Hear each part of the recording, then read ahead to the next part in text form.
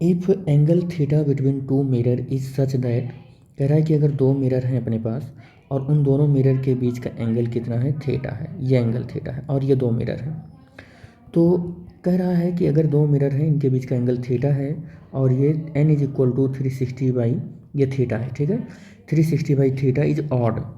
तो कह रहा है कि ऑब्जेक्ट इज प्लेस्ड एसिमेट्रिक, और ये देखो यहाँ पर हमने रखा और ऑब्जेक्ट अगर यहाँ कहीं पर है, मान लो यहाँ कहीं पर ऑब्जेक्ट है, तो ये कौन सा केस है, वो एसिमेट्रिक केस है। क्या है ये, असिमेट्रिकल केस है ये, ठीक है।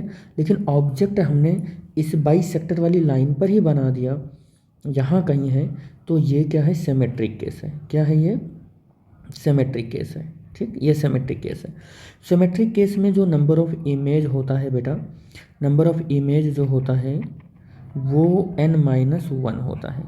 सिमेट्रिक केस में नंबर ऑफ इमेज जो होता है, नंबर ऑफ इमेज जो होता है, इमेज वो क्या होता है, वो n होता है, ठीक है, नंबर ऑफ इमेज n होता है। लेकिन कब होता है, 360 बाई थीटा जो n आए ये वैल्यू हमारी ऑड हो, तब हम चेक करते हैं कि सिमेट्रिक है कि असिमेट्रिक है, ठीक है।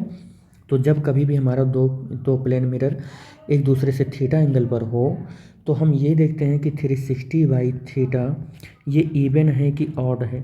अगर इवन है तो हर केस में नंबर ऑफ इमेज n-1 होगा, हर केस में नंबर ऑफ इमेज n-1 होगा।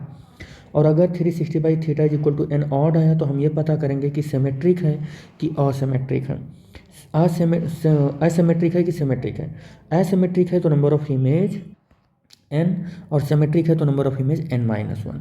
अब आप अपना क्वेश्चन का आंसर देख लो कि नंबर ऑफ इमेज फॉर्म्ड, तो एसिमेट्रिक वाली केस थी, तो एसिमेट्रिक वाली केस में नंबर ऑफ इमेज क्या होगा, n होगा, क्या होगा, n होगा।